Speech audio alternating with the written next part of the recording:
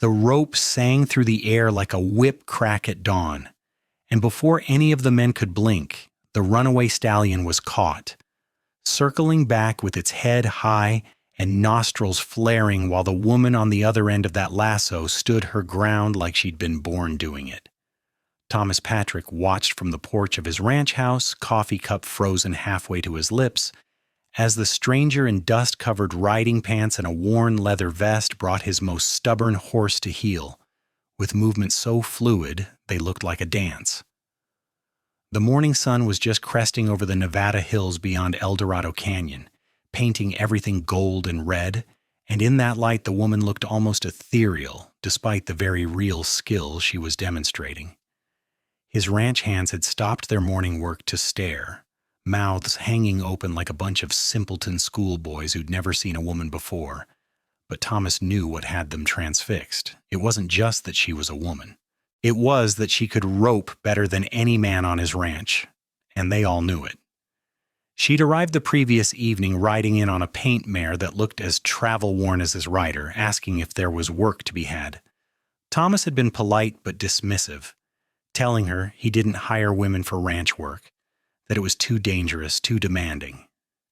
She'd simply nodded, tied her horse to the rail, and said she'd prove herself come morning if he'd give her the chance. He'd agreed mainly because he was curious, and because something in her green eyes suggested she didn't make promises she couldn't keep. Now, watching her work, Thomas set down his coffee cup and walked across the yard. His foreman, Dutch Miller, was standing with his hat in his hands, shaking his head in disbelief. "Boss, you seeing this?" Dutch asked, his weathered face creased with amazement. "I'm seeing it," Thomas replied, unable to keep the impressed tone from his voice. The woman was coiling her rope now, talking softly to the stallion, which was a 3-year-old bay that had been nothing but trouble since Thomas bought him from a horse trader in Carson City. The animal was worth a fortune if they could break him properly, but he'd thrown every rider who'd tried and had a nasty habit of jumping fences and leading the other horses on merry chases across the desert.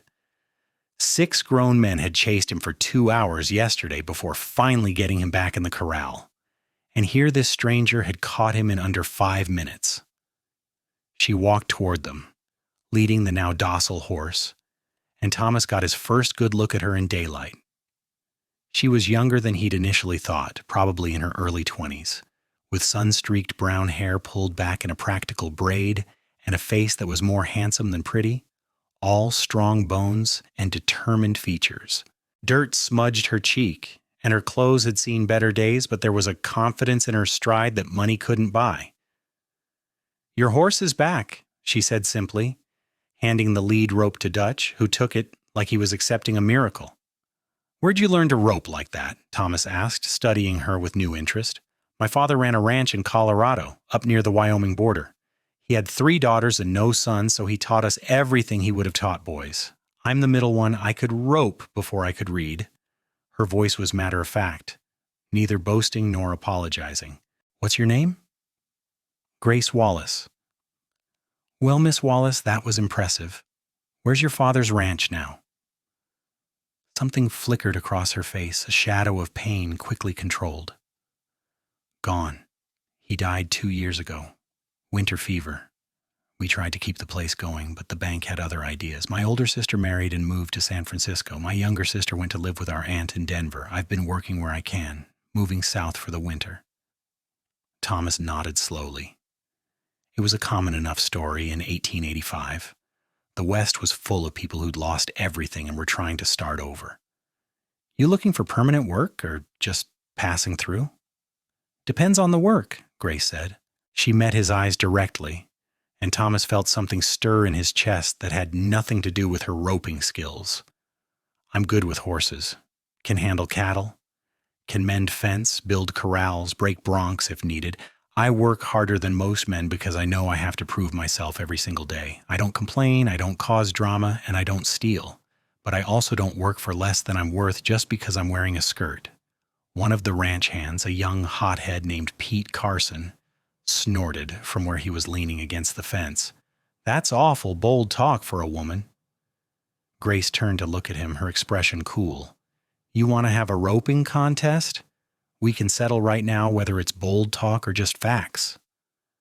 Pete's face went red, and he looked at the ground. He'd been one of the men who'd spent 2 hours yesterday failing to catch the stallion.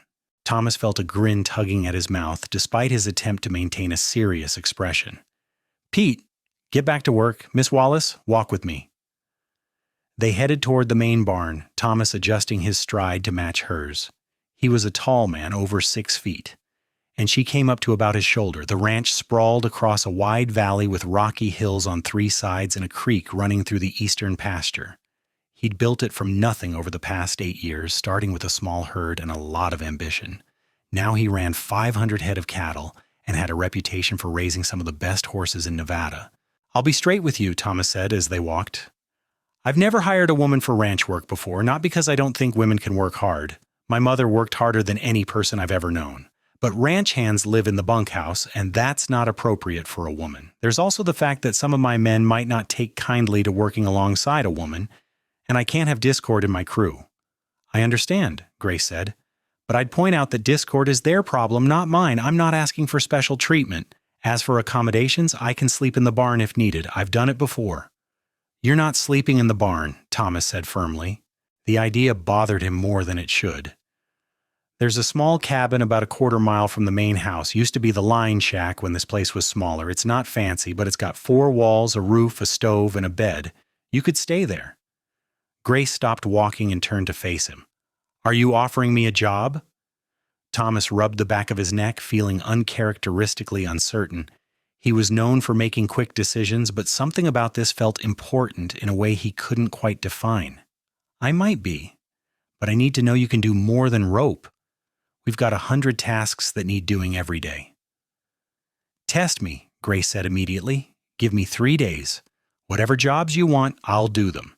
If I can't pull my weight, I'll move on. If I can, you hire me at fair wages." "And what do you consider fair wages?" $40 a month and found," Grace said, naming the standard rate for an experienced ranch hand. Thomas considered this.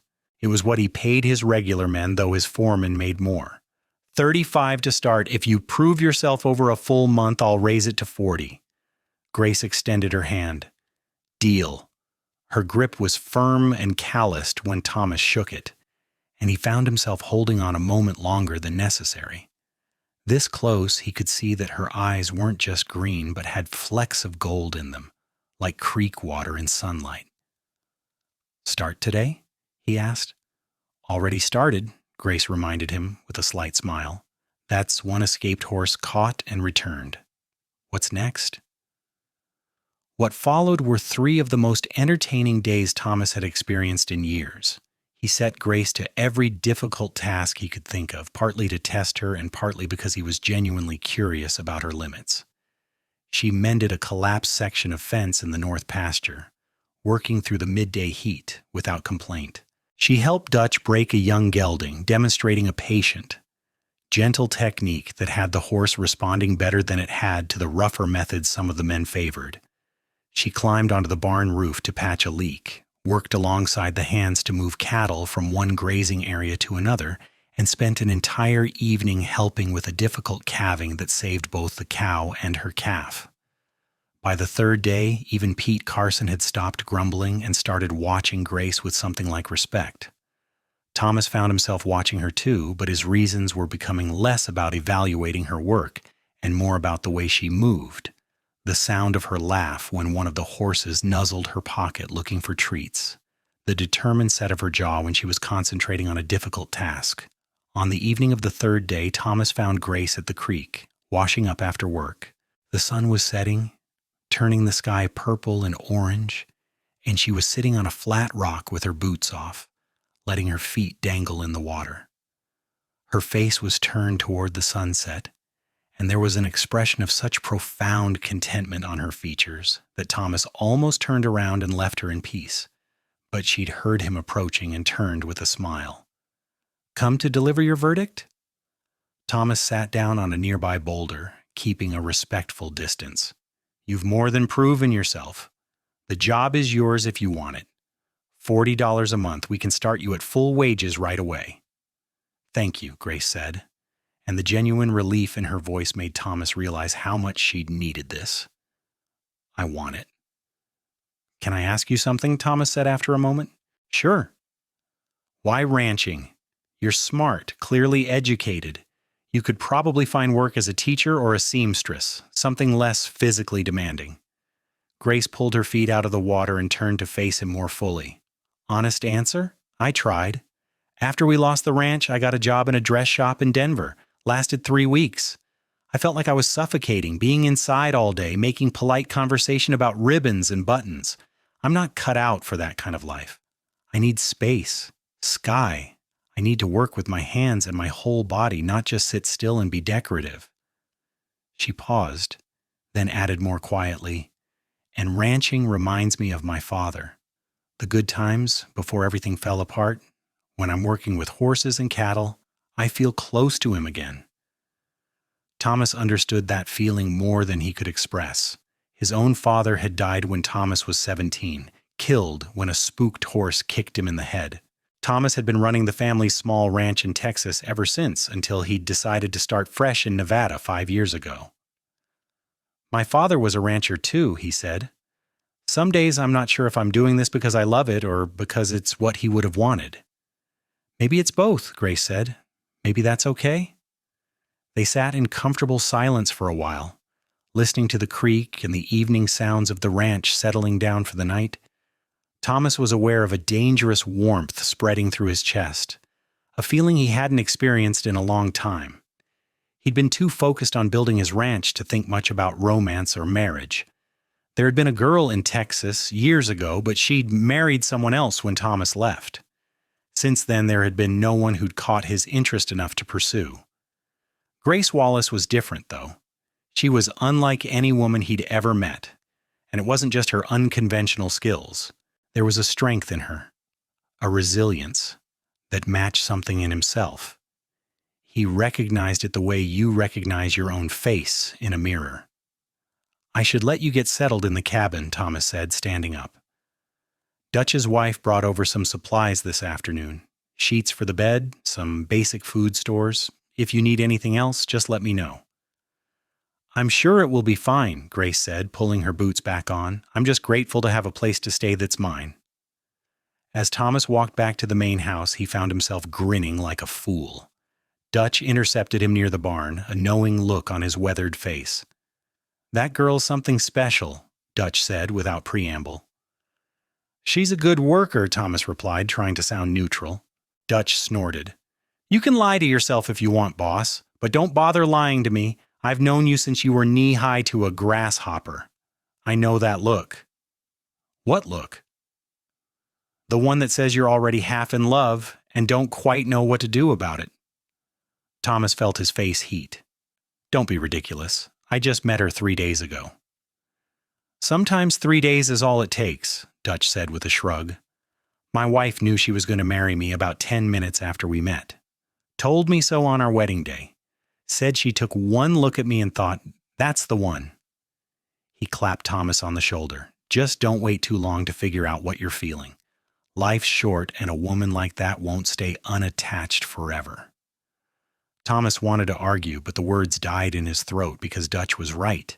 He'd known it somewhere deep down from the moment he'd seen Grace catch that stallion. Something had shifted in his world, and there was no shifting it back. The following weeks fell into a rhythm that felt both entirely new and strangely comfortable. Grace became part of the ranch crew, and despite some initial awkwardness, the men adjusted to her presence. She had a way of diffusing tension with humor and proving her worth with consistent hard work that made it difficult for even the most skeptical to hold on to their prejudices. Thomas found reasons to work alongside her more often than was strictly necessary. When they rode out to check on the cattle in the far pastures, he'd suggest they go together. When she was breaking one of the new horses, he'd find himself at the corral watching, offering advice that she rarely needed. They fell into easy conversations about everything from the best way to treat hoof rot to their opinions on whether Nevada would ever be as settled as the eastern states. I hope not, Grace said one afternoon, as they were riding back from checking the fence line. I like the wildness. I like that you can ride for an hour and not see another person. You don't get lonely? Thomas asked. I get solitary, Grace said, but that's different from lonely. Lonely is feeling disconnected even when you're surrounded by people. Solitary is choosing to be alone because you need the space. I spent my whole childhood sharing a bedroom with two sisters and every moment accounted for. Out here, I can breathe. Thomas understood that too. When I left Texas, everyone thought I was crazy. I had a perfectly good ranch there, family, friends, but I felt trapped. I needed to build something that was entirely mine, on my own terms. And have you? Grace asked, turning in her saddle to look at him. Built what you wanted? Thomas considered the question seriously. Mostly. The ranch is doing well. I've got good land, good stock, good men working for me, but there's something missing. I thought it was just that I was too busy to notice, but lately I've been feeling like there's a piece of the picture that isn't filled in yet. Grace held his gaze for a long moment, and Thomas saw something flicker in her eyes that made his heart beat faster. But then she turned away, urging her horse forward. Well, you're still young. Plenty of time to figure out what that missing piece is. Thomas watched her ride ahead, her braids swinging against her back, and thought that he was beginning to have a very clear idea of what was missing. The question was whether Grace felt anything similar or if he was just a convenient employer to her. His answer came in unexpected ways over the following days. He noticed Grace watching him when she thought he wasn't looking. Once, when they were working together to shoe a particularly difficult horse, their hands brushed, and she jerked back like she'd been burned, a flush rising in her cheeks.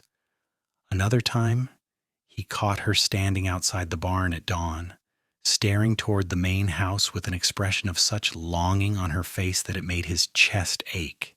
But there was a wariness to her as well, a way she'd pull back whenever they got too close to anything personal.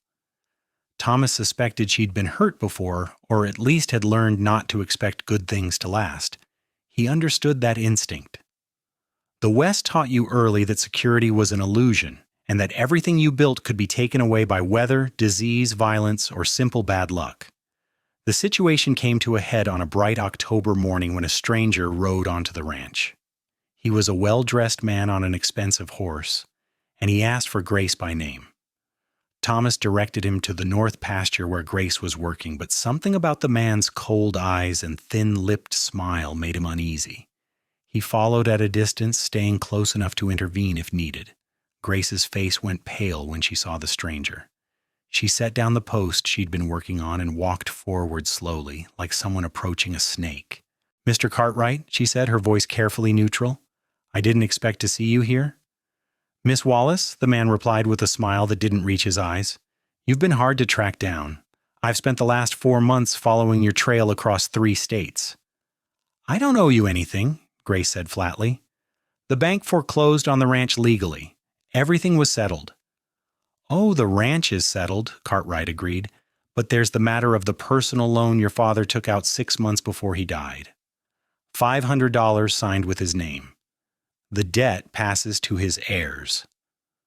Thomas saw Grace's hands clench into fists.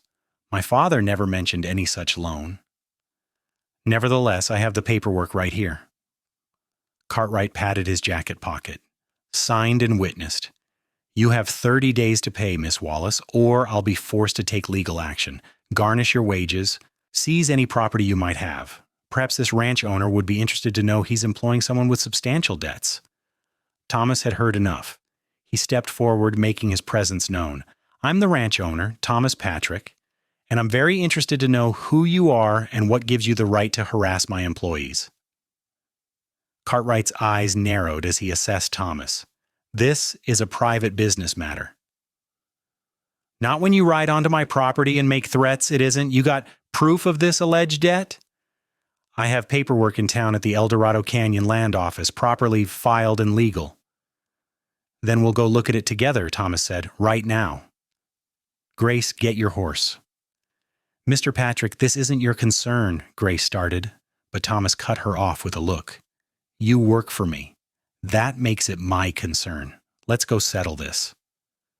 The ride into El Dorado Canyon was tense and silent. The town was a rough mining settlement that had sprung up along the Colorado River, populated mostly by prospectors, gamblers, and people looking to make quick money from the mineral deposits in the surrounding hills.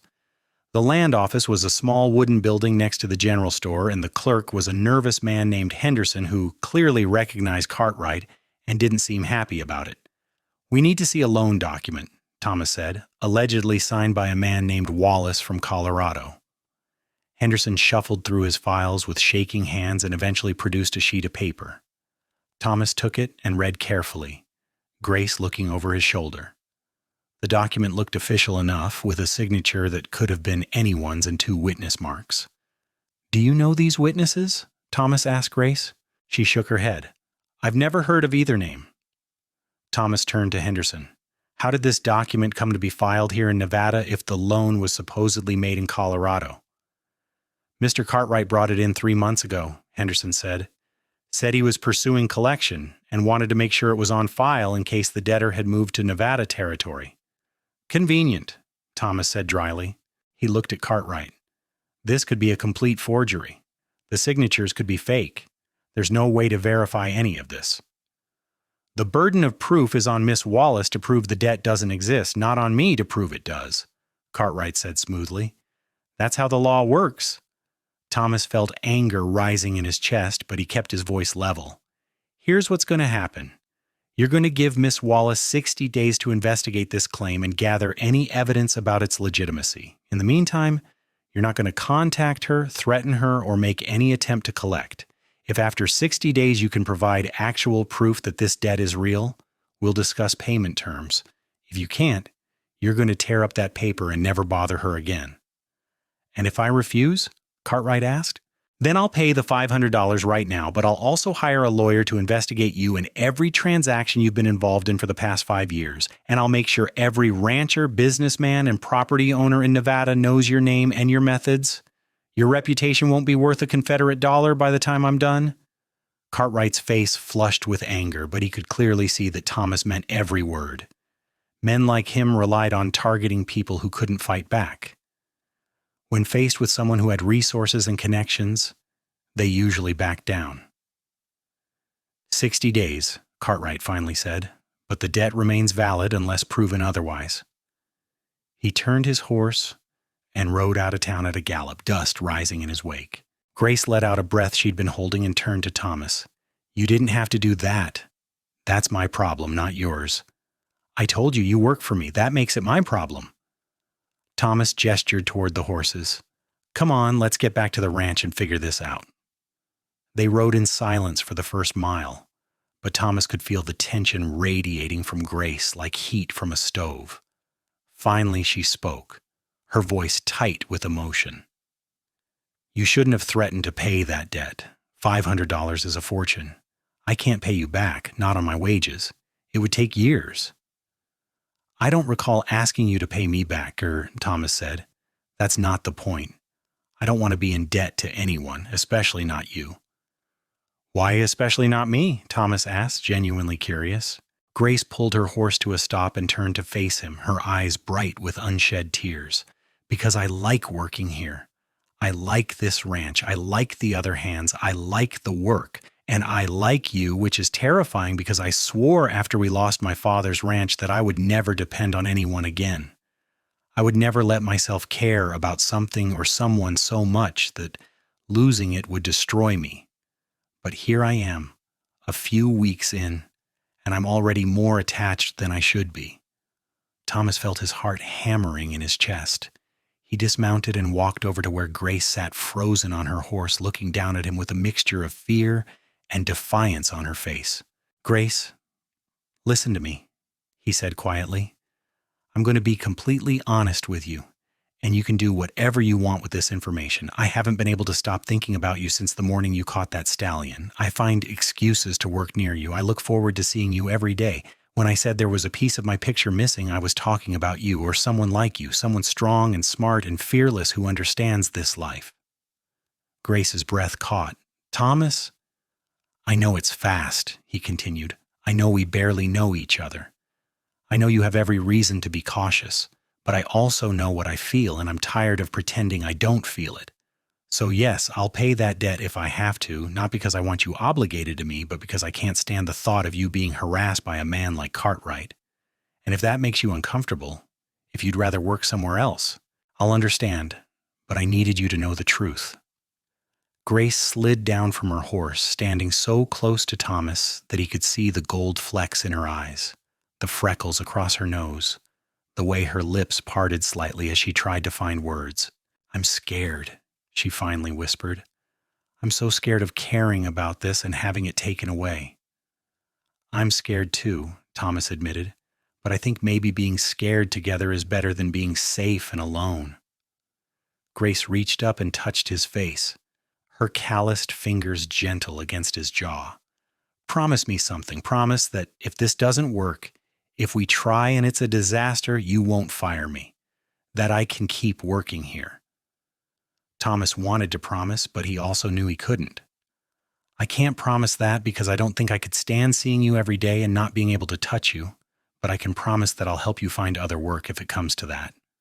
Good work, with people I trust." It wasn't the answer Grace wanted, but it was honest, and Thomas could see her appreciating that honesty even as it complicated things. She nodded slowly, then made a decision. She leaned up and kissed him, soft and tentative at first, then deeper as Thomas wrapped his arms around her waist and pulled her close. The world seemed to stop for that moment. Everything that had been tense and uncertain suddenly clicked into place, like a lock opening. When they finally pulled apart, both breathing hard, Grace was smiling. "Well," she said, "I guess we're doing this." "I guess we are," Thomas agreed, unable to stop grinning. "Though we should probably figure out how to handle this with the crew." "Dutch already knows," Grace said. "He's not subtle about his knowing looks." "Dutch knows everything," Thomas said with a laugh. "It's annoying." They rode back to the ranch, holding hands across the space between their horses, an awkward but necessary connection. When they arrived, Dutch took one look at their faces and smiled. "About damn time," was all he said. The news spread through the ranch crew by dinner, and reactions were mixed. Most of the men were happy for Thomas, though there was some grumbling from the younger hands who'd been nursing their own hopeless crushes on Grace.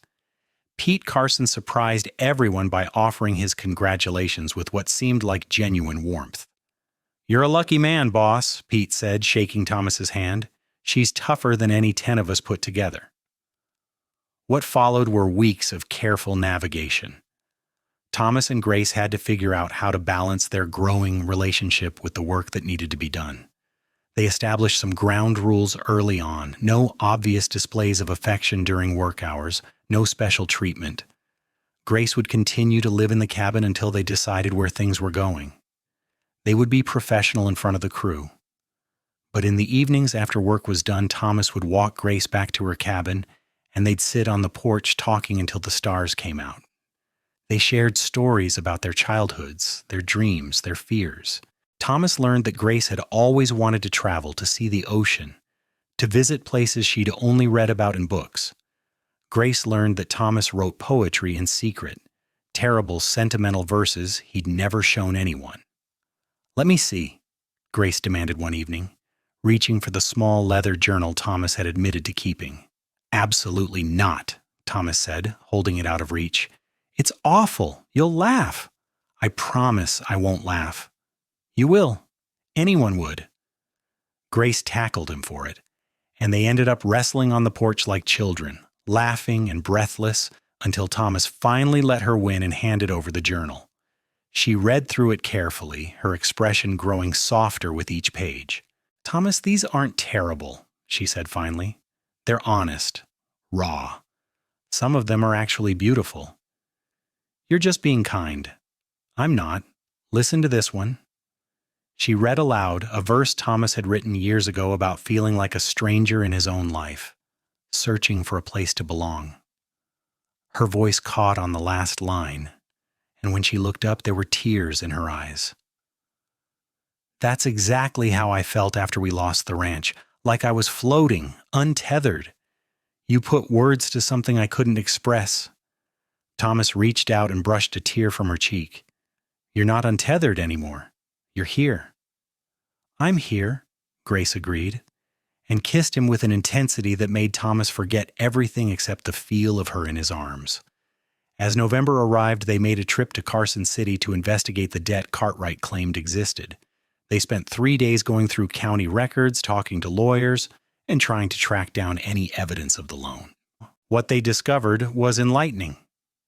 Cartwright had a history of producing dubious debt documents and using them to extort money from vulnerable people, usually women, and recent immigrants who didn't understand the legal system well enough to fight back. They found a lawyer named Samuel Morris who agreed to take on the case. He was a sharp-eyed man in his 50s who'd made a career of fighting predatory lending practices. "This is textbook fraud," Morris said after reviewing everything. "The signature doesn't match the genuine examples you brought me. The witnesses are both known associates of Cartwright, and one of them has been dead for 6 months, which makes his testimony impossible. I can get this dismissed, but I'll need to file a formal challenge, which means going to court." "How long will that take?" Thomas asked. 2 or 3 months, maybe longer. The circuit judge only comes through Carson City every few weeks. Morris looked at Grace. "In the meantime, Cartwright may continue to harass you. I can get an injunction, but enforcing it is another matter." "Do whatever you need to do," Thomas said. "Cost isn't an issue." Morris nodded and set to work preparing the necessary documents. Thomas and Grace spent their evenings in Carson City walking through the growing town, which was rapidly transforming from a rough frontier settlement into something resembling civilization. They ate dinner at a proper restaurant with white tablecloths and multiple forks, which made Grace laugh.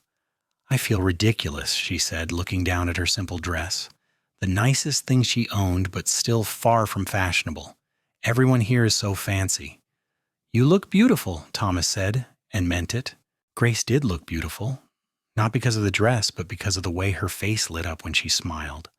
The confidence in her bearing. The intelligence in her eyes. A woman at the next table leaned over. An older lady in an elaborate hat. "Excuse me, dear, but I couldn't help overhearing. If you need a proper dress, there's a wonderful seamstress on 3rd Street. Madame Laurent? Tell her Mrs. Henderson sent you." Grace thanked her politely, but after the woman turned back to her own meal, she made a face at Thomas. "I don't need a proper dress." "What if I want to take you to a dance?" Thomas asked. "The El Dorado Canyon Social Hall is hosting one next month for Thanksgiving. I'd like to take you." Grace's expression softened. "A dance? I haven't been to a real dance in years. My father used to take the whole family to the harvest dance every fall back in Colorado. My mother would spend weeks making our dresses, and we'd practice the steps in the barn." "Then we're going," Thomas declared. "And I'm buying you a dress, no arguments. Consider it an early Christmas present." "Christmas is 2 months away." "Fine, a late birthday present. My birthday is in April." "Then I owe you one from April." "Grace, let me do this. I want to see you in a beautiful dress at least once."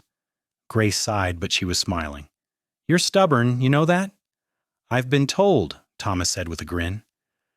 They visited Madame Laurent the next day, and despite Grace's protests about the expense, Thomas commissioned a dress in deep emerald green that matched her eyes.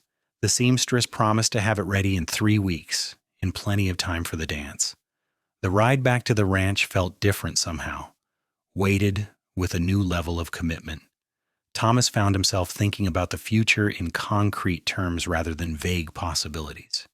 He imagined Grace not just as an employee or even a romantic partner, but as something more permanent. A wife, a partner in building the ranch, the mother of his children someday, if they were blessed with them. It was a terrifying and exhilarating thought in equal measure. Back at the ranch, life continued with its usual rhythms. The cattle needed to be moved to winter pasture. Fences needed mending before the cold weather arrived in earnest. The horses needed extra feed as the grass became scarce. Grace worked alongside the men without complaint, and Thomas found himself appreciating her presence in new ways. She had good instincts for ranch management, often suggesting solutions to problems that were simpler and more effective than what he'd planned. "You know," Dutch said one afternoon as he and Thomas were checking the hay stores in the barn, "that woman has a real head for this business. You'd be smart to make her a partner, not just a worker." "I've thought about it," Thomas admitted, "but I don't want her to think I'm offering because we're courting." "Why not offer because you're courting?" Dutch countered. If you're serious about her, if you're thinking marriage, then she's going to be your partner anyway. Might as well make it official in all senses. Thomas mulled that over for the next few days. The more he thought about it, the more it made sense. Grace had proven herself capable in every way. She was smart, hardworking, and genuinely cared about the ranch's success. And yes, he loved her, though he hadn't quite worked up the courage to say those words out loud yet. He decided to wait until after the dance to broach the subject. He wanted one perfect evening first, a memory they could look back on that was untainted by business discussions or serious life decisions. The night of the Thanksgiving dance arrived with unseasonably warm weather, the kind of perfect autumn evening that made you forget winter was coming. Grace emerged from her cabin in the green dress, and Thomas felt his breath catch. She'd left her hair down, curling in soft waves past her shoulders, and someone had helped her with cosmetics that emphasized her eyes and cheekbones. "You look stunning," Thomas managed to say, offering his arm. "You clean up pretty well yourself," Grace replied, taking in his dark suit and string tie. He'd gotten a haircut in town and trimmed his beard, trying to look like something other than a dusty rancher for once. They rode to town in the ranch wagon, and the social hall was already packed when they arrived. It seemed like everyone from El Dorado Canyon and the surrounding ranches had turned out for the event. A small band was playing in the corner, and tables laden with food lined one wall. Children ran around shrieking while their parents tried to maintain order. Thomas led Grace onto the dance floor, and they moved together through a waltz with surprising grace considering how long it had been since either of them had danced formally. Grace was light in his arms, following his lead easily, and when she smiled up at him, Thomas felt like the luckiest man in Nevada. They danced several more dances, then took a break to get refreshments. Other ranchers came over to talk, and Thomas proudly introduced Grace, noting with satisfaction the impressed reactions when people learned she was his best roper. A few of the ranch wives seemed scandalized that a woman was doing such work, but most were intrigued and asked Grace questions about her experiences. "Don't you worry about the danger?" one woman asked. "Life is dangerous," Grace replied simply. "I could stay inside and be safe, but I'd be miserable. I'd rather be happy and take my chances." Thomas loved that answer. It summed up everything he admired about Grace's approach to life. As the evening wore on, Thomas found a moment to pull Grace outside onto the porch where it was quieter. The night air was cool and smelled of sage and dust. Stars blazed overhead in vast profusion, the way they only did in the desert. "Having a good time?" Thomas asked, wrapping an arm around Grace's waist. "The best time," Grace confirmed, leaning into him. "Thank you for this. For the dress, for the evening, for everything." "Grace, I need to tell you something," Thomas said, his heart suddenly pounding. "I love you. I've been trying to find the right moment to say it, the right words, but there's no perfect moment, and the words are simple anyway. I love you. You're the strongest, smartest, most amazing person I've ever met, and I can't imagine my life without you in it." Grace turned to face him fully, her eyes shining with tears. "I love you too. I tried not to. I tried to keep my distance, but it's impossible. You're everything I never knew I was looking for." Thomas kissed her then, slow and deep, pouring everything he felt into that kiss. When they finally broke apart, he reached into his pocket and pulled out a small box. "I know this is fast," he said, opening it to reveal a simple gold band with a small emerald. "I know we've only known each other a few months, but I also know that life is short and uncertain, and when you find something real, you hold on to it. Grace Wallace, will you marry me?" Grace looked at the ring, then at Thomas, her expression cycling through surprise, joy, and lingering fear. "Are you sure? Really sure? Because I come with baggage, debt, even if we prove it's fraudulent, a stubborn streak a mile wide, a complete lack of domestic skills beyond cooking over a campfire." "I'm sure," Thomas said firmly. "I don't want a docile housewife. I want a partner, someone who will challenge me and work alongside me and build something together. I want you exactly as you are." Grace took a shaky breath, then nodded. Yes, yes, I'll marry you.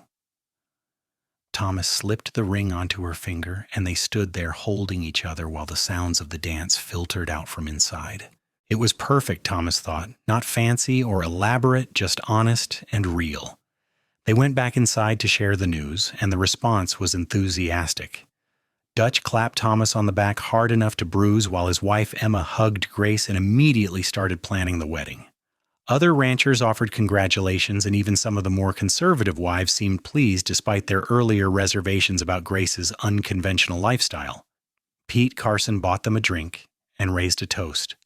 To the boss and his bride, may your love be as strong as her roping arm and your marriage as sturdy as a good fence. Everyone laughed and drank, and the party continued late into the night. Thomas and Grace danced until their feet hurt, talked until their voices were hoarse, and enjoyed every minute of being the center of attention for once. When they finally headed back to the ranch in the early hours of the morning, Grace fell asleep with her head on Thomas's shoulder in the wagon. He looked down at her in the moonlight, this woman who'd appeared in his life so unexpectedly and changed everything, and felt a profound sense of gratitude. They decided to get married after Christmas, giving them time to plan properly and for the legal issues with Cartwright to be resolved. Grace insisted she didn't want any shadow hanging over the wedding, and Thomas agreed. Samuel Morris was confident the case would be settled by then, and he was right. In late December, a judge reviewed the evidence and dismissed the debt entirely, ruling that Cartwright's document was a clear forgery. The judge also fined Cartwright a substantial sum and warned him that any future attempts at such fraud would result in criminal charges. "It's over," Grace said when they received the news, sagging against Thomas in relief. "It's really over." "It's over," Thomas confirmed, holding her close. "Now we can focus on the future." They planned a simple wedding at the ranch, with just close friends and the ranch crew in attendance. Emma helped Grace sew a dress from white cotton with lace at the collar and cuffs. Dutch helped Thomas build an arch covered in evergreen branches for them to stand under during the ceremony. The local preacher agreed to come out from town to officiate. The wedding took place on a crisp January morning in 1886, with fresh snow dusting the surrounding hills and making everything look clean and new. Grace walked down the makeshift aisle between rows of chairs on Dutch's arm, since her own father couldn't be there. She looked beautiful and nervous and determined all at once. And when she took Thomas's hands under the evergreen arch, he felt a lump in his throat. The ceremony was short and heartfelt.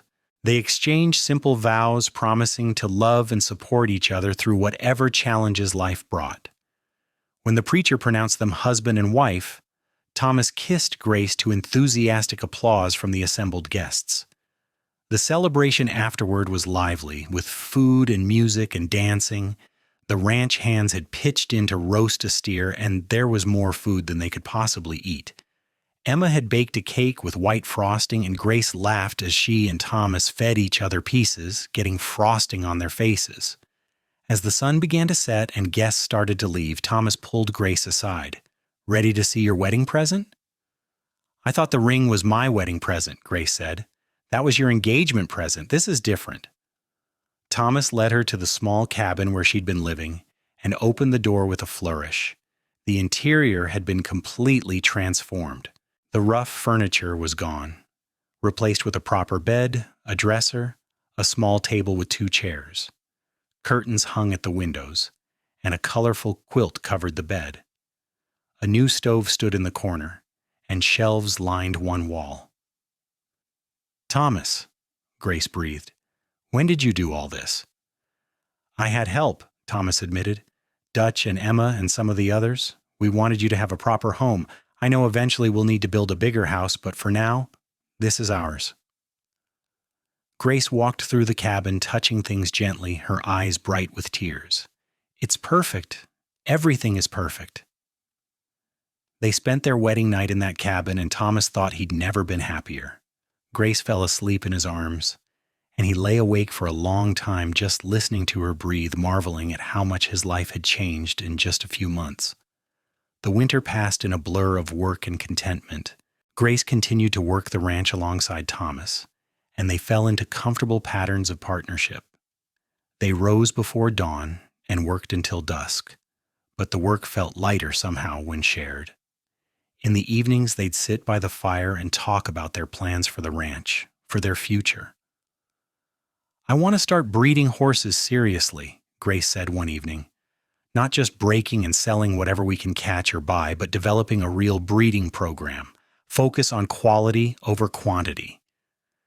"That's a good idea," Thomas said. "We'd need to invest in some quality breeding stock." "I know a man in Colorado who raises some of the best cutting horses in the territory," Grace said. "Worked with my father years ago. We could write to him, see what he has available." Thomas loved that Grace said "we" automatically now, that she thought of the ranch as theirs rather than his. He'd already started the paperwork to make her a legal partner in the business, and they'd signed the documents with Samuel Morris as witness. Grace had cried when she'd seen her name on the deed alongside Thomas's. "This is real," she'd said. "I'm not just a hired hand or even just a wife. I'm a real partner." "You always were," Thomas had replied. "Now it's just official." Spring arrived early in 1886, bringing warm winds and the promise of new beginnings. The cattle that had survived the winter were healthy, and the first calves of the season arrived without complications. Grace proved to have a gift for animal husbandry, spending patient hours with difficult births and nursing weak calves back to health. In April, Grace turned 24, and Thomas threw her a surprise party with the whole crew. She'd mentioned missing her birthday celebrations from childhood, and Thomas wanted to recreate some of that joy. Emma baked a cake, and the men had all chipped in to buy Grace a new saddle, beautifully tooled leather with her initials carved into it. "You didn't have to do this," Grace said, but she was beaming. "Yes, we did," Pete Carson said. "You're the best thing that happened to this ranch, and we wanted you to know we appreciate you." It was a far cry from Pete's initial skepticism about having a woman on the crew, and Thomas caught his eye with a grateful nod. In May, Grace realized she was pregnant. She told Thomas one evening as they were sitting on the porch watching the sunset, her voice a mixture of excitement and nervousness. "Are you sure?" Thomas asked, pulling her close. "Pretty sure. All the signs are there. I haven't had my courses in 2 months. I've been sick in the mornings and my breasts are tender." She looked up at him. "Are you happy?" "Happy? Grace, I'm thrilled. Terrified, but thrilled." Thomas kissed her forehead. "We're going to be parents." "We're going to be parents," Grace repeated, like she was testing the words. "I don't know the first thing about raising a baby." "We'll figure it out together," Thomas promised. "Same as we figured out everything else." They told the crew the next day, and the response was overwhelmingly positive. Emma immediately appointed herself as Grace's advisor and started providing unsolicited advice about pregnancy and childbirth. Dutch started planning how they'd manage the ranch work once Grace couldn't ride anymore. "I'm pregnant, not dying," Grace protested. "I can still work."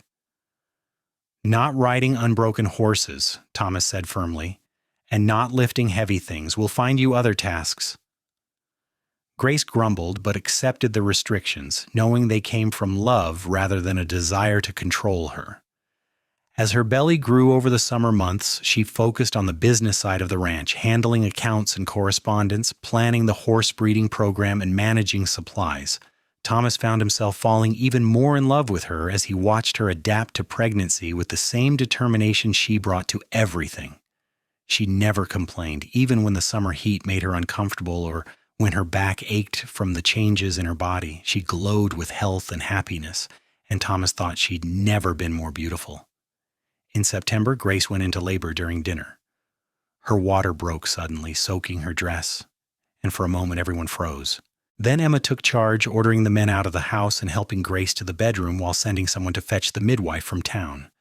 Thomas paced outside for hours, listening to the sounds coming from inside and feeling utterly useless. Dutch sat with him, offering quiet reassurance.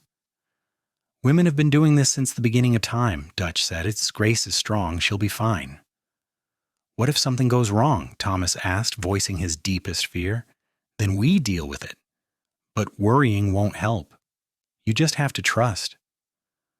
Finally, after what felt like an eternity but was actually about 6 hours, Emma came out with a smile on her face. "You have a son, a big, healthy boy." And Grace did beautifully. Thomas rushed inside to find Grace propped up in bed, exhausted but radiant, holding a tiny bundle. The baby had a shock of dark hair and was making small, snuffling noises against Grace's chest. "Thomas, meet your son," Grace said softly. "I thought we could name him William, after my father." Thomas sat carefully on the edge of the bed, reaching out to touch the baby's tiny hand. William grabbed his finger with surprising strength, and Thomas felt tears running down his face. "William Patrick, it's perfect. You're perfect. Both of you." They spent the next few weeks in a haze of sleepless nights and steep learning curves. William was a healthy baby with strong lungs and a healthy appetite. Grace nursed him while Thomas handled more of the daily ranch operations, checking in constantly to see if she needed anything. The ranch crew was delighted with the new addition. The hardened cowboys turned into soft-hearted nursemaids when William was around, taking turns holding him and making ridiculous faces to get him to smile. Pete Carson carved a small wooden horse for William, rough but made with obvious care. "For when he's older," Pete said gruffly. "Every ranch kid needs a good toy horse." As William grew from a newborn to an infant to a crawling baby, Thomas watched Grace bloom into motherhood. She was patient and loving, but also practical, refusing to let having a child completely change their lives. When William was old enough, she started taking him with her on gentle rides around the ranch, carrying him in a sling against her chest. "My mother used to do this with us," Grace explained when Thomas expressed concern. "We all grew up on horseback. As long as the horse is calm and I'm careful, it's perfectly safe." She was right. William seemed to love being outside, and he rarely fussed when they were riding. Thomas would sometimes come upon Grace in a far pasture, nursing William under the shade of a cottonwood tree while her horse grazed nearby, and the sight never failed to move him. The horse breeding program Grace had envisioned began to take shape. They'd purchased 2 excellent mares and a stallion from her father's old associate in Colorado, and the first foals born on the ranch were promising. Word began to spread that the Patrick Ranch was producing quality stock, and buyers started coming from as far as California to look at their horses. "You were right about this," Thomas told Grace, as they watched a buyer examining one of their yearlings. "This is going to be more profitable than cattle in the long run." "Horses are the future," Grace agreed.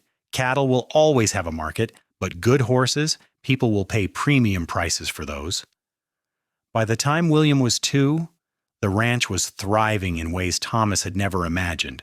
They'd expanded their land holdings, added more crew, and built a larger house to accommodate their growing family.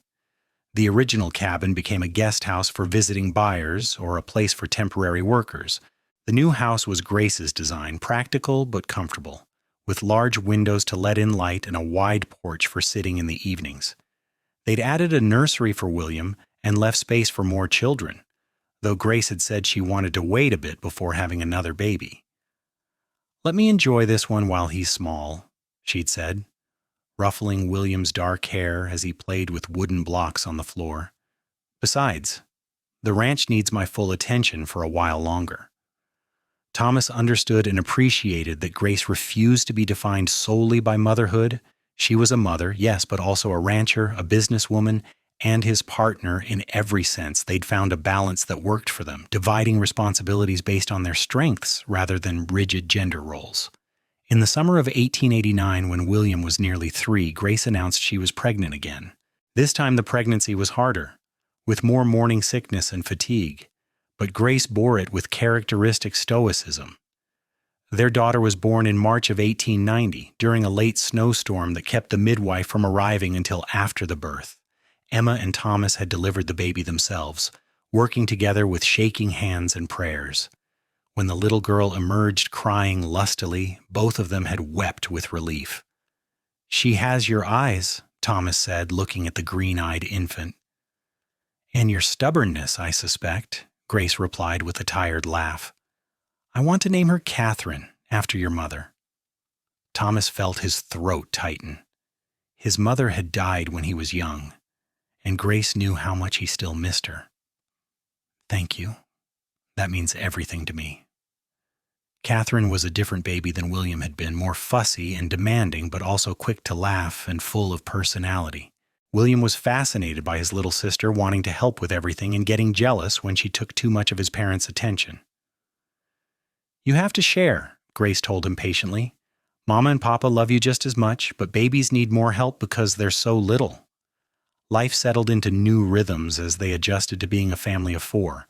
The ranch continued to grow and prosper. Grace's horse breeding program was now well established, with a waiting list of buyers for their foals. Thomas had started raising sheep in addition to cattle, diversifying their income streams. They'd become one of the most successful ranches in the region, and other ranchers often came to them for advice. Dutch retired when William turned 5, though he and Emma stayed in a small house on the ranch property. Pete Carson had become the foreman, proving himself capable and trustworthy over the years. The original crew had changed somewhat, with some men moving on and others joining, but the core group remained stable. Thomas sometimes thought back to that morning when Grace had ridden onto his ranch, and it felt like a lifetime ago. So much had changed, but the fundamentals remained the same. They were still partners, still best friends, still deeply in love despite the challenges and stresses of running a ranch and raising children. One evening when Catherine was 3 and William was 6, Thomas and Grace sat on their porch watching the sunset while the children played in the yard under Emma's watchful eye. Grace leaned against Thomas's shoulder, and he wrapped his arm around her waist, marveling at how natural this felt. "Do you ever regret it?" Grace asked suddenly.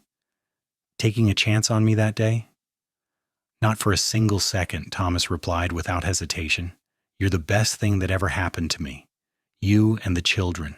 This life we've built." "I feel the same way," Grace said softly. "When I rode in here 7 years ago, I was lost and alone and scared.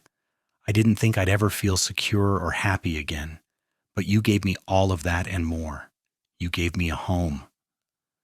"We gave each other a home," Thomas corrected. "I was just going through the motions before you arrived. The ranch was successful, but it felt empty. You filled it with life and love and purpose." Grace turned to kiss him, slow and sweet, and Thomas felt the same flutter in his chest that he'd felt the first time they'd kissed. Some things never got old. Over the following years, they continued to build their life together. The ranch expanded further, eventually encompassing over 5,000 acres. Their children grew healthy and strong, learning to ride and rope alongside the ranch hands.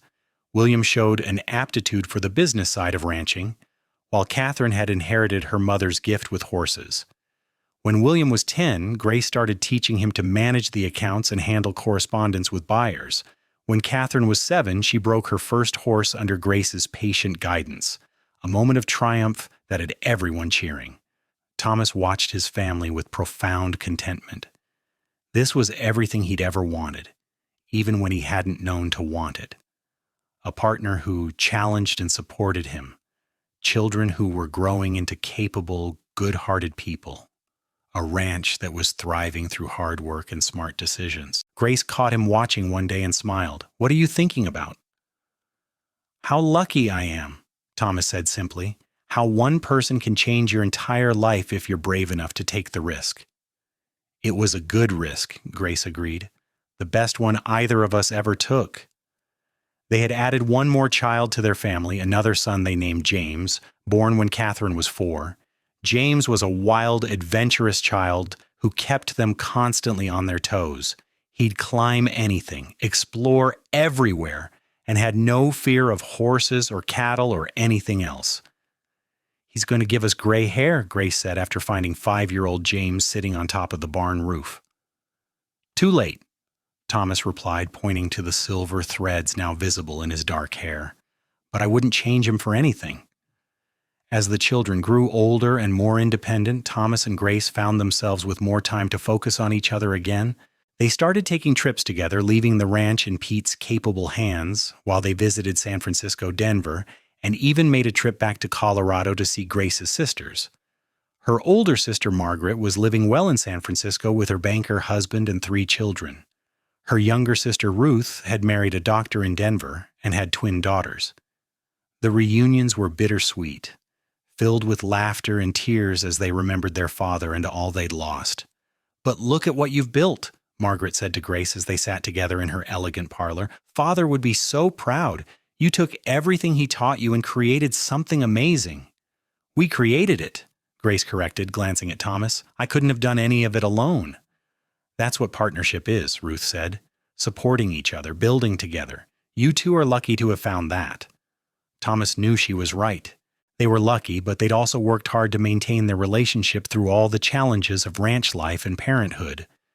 They made time for each other, communicated openly, and never let resentments fester.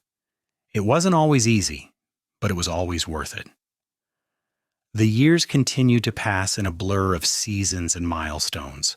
William went to university in San Francisco to study business, planning to return and help expand the ranch's operations. Catherine showed no interest in leaving, content to work with the horses and eventually take over that side of the business. James was still young but showed signs of being a natural leader, organizing the other ranch children into elaborate games and adventures. On their 15th wedding anniversary, Thomas took Grace back to the spot where he'd proposed, the porch of the social hall in El Dorado Canyon. The building was older now, weathered by time and use, but still standing. "Remember this?" Thomas asked, pulling Grace close. "How could I forget? You were so nervous. Your hands were shaking when you opened the ring box." "I was terrified you'd say no," Thomas admitted, "that you'd think it was too fast, too impulsive." "I almost did," Grace confessed. "I was so scared of being hurt again, of losing something I cared about, but I'm glad I was brave enough to say yes." "So am I," Thomas said, producing a small box from his pocket. "Which is why I got you this." Inside was a necklace with a pendant shaped like a lasso, delicately crafted in gold. Grace laughed in surprised delight. "It's perfect," she said, as Thomas fastened it around her neck. "Though I hope you're not suggesting I need to rope you again." "You roped me completely the first time," Thomas said. "I never stood a chance." They danced that night at another social hall gathering, their children watching from the sidelines with Emma and Pete. Thomas looked at his family, his thriving ranch, and the woman in his arms who'd made all of it possible, and felt overwhelmed with gratitude. As they grew older together, their partnership only deepened. Grace's hair gained silver threads to match Thomas's gray. Lines appeared around their eyes and mouths, earned through years of laughter and hard work and life lived fully. But they still rode out together to check the herds, still sat on the porch in the evenings talking about their day, still found reasons to laugh and love each other. William returned from university and married a woman he'd met there, bringing her back to the ranch. Catherine eventually married Pete Carson's son, a quiet young man who shared her love of horses. James announced his intention to join the cavalry, which caused some arguments, but ultimately received his parents' blessing. Thomas and Grace became grandparents, marveling at how quickly time had passed. They watched their grandchildren learn to ride the same pastures where their own children had learned. The ranch continued to thrive under the combined efforts of the whole family, each generation adding their own innovations and improvements. On a warm summer evening in 1910, 24 years after Grace had first ridden onto the ranch, Thomas and Grace sat together on their porch watching the sunset paint the sky in shades of orange and pink. Their grandchildren were playing in the yard, shrieking with laughter as they chased each other. The ranch sprawled around them, prosperous and beautiful, a testament to decades of hard work and love. "Do you remember what you said to me that first day?" Grace asked, taking Thomas's hand. "After I caught that stallion?" Thomas thought back, trying to recall the exact words through the haze of years. "I think I asked where you'd learned to rope like that." "Before that?" "You said I could rope better than any man on the ranch? Then later you told me to name my wage and stay?" Grace squeezed his hand. "Best offer I ever accepted." "Best hire I ever made," Thomas agreed, "though you became so much more than just a hired hand." "I became your everything," Grace said with a smile. "Same as you became mine." They sat in comfortable silence, watching the day fade into evening.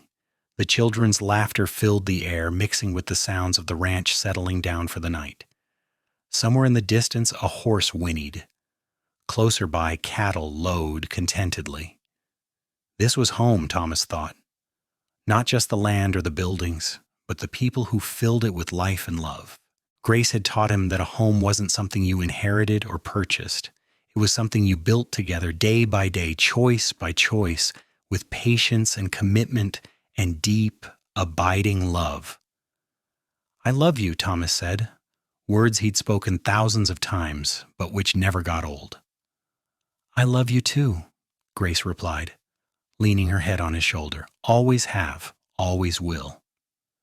As the stars began to appear overhead, one by one like tiny lanterns being lit across the vast Nevada sky, Thomas Patrick held his wife close and thanked whatever force had brought her into his life.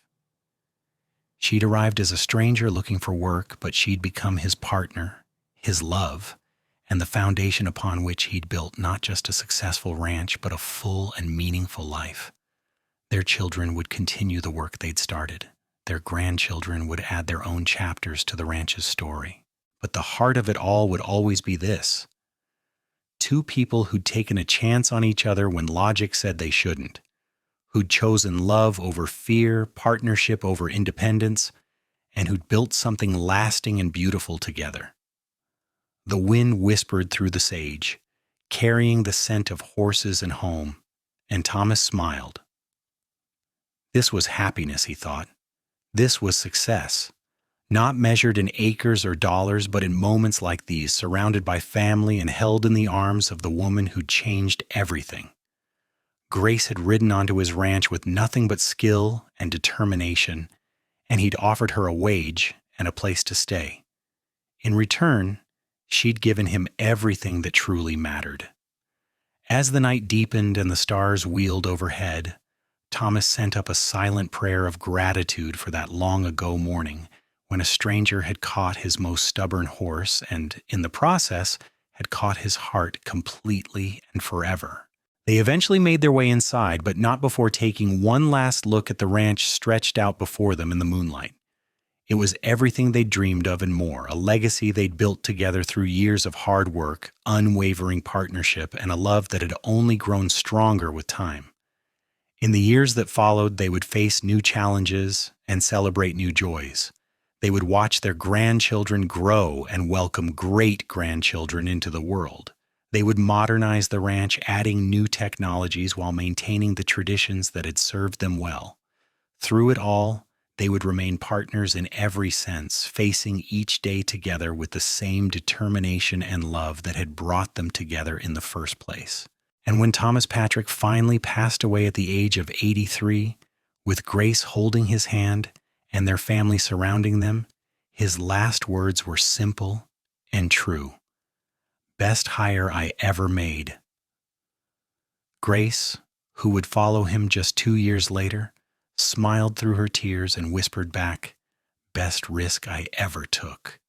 Their great-grandchildren would eventually inherit the ranch, carrying on the legacy that Thomas and Grace had begun. The story of the woman who could rope better than any man, and the cowboy who'd been smart enough to ask her to stay would become family legend, passed down through generations as an example of what two people could build when they chose each other and refused to let go. The ranch still stands today, though much has changed since that morning in 1885 when Grace Wallace rode in looking for work. But in the main house, hanging on the wall, there's a photograph of a young woman in riding gear standing next to a tall cowboy, both of them smiling at the camera with unmistakable love in their eyes. Below it is a brass plaque that reads, "Thomas and Grace Patrick, Founders, built on love, partnership, and the courage to take a chance." And every generation that has come after has strived to live up to that legacy, building their own stories of love and partnership on the foundation those two remarkable people laid down all those years ago. The ranch is their monument, but more than that, it's a testament to what becomes possible when two people find each other at exactly the right moment and have the wisdom to hold on tight. Their love story, born in the dust and heat of a Nevada ranch and nurtured through decades of hard work and unwavering commitment, remains as powerful and inspiring today as it was when it first began. Because some stories transcend time, and some loves are simply meant to be remembered forever.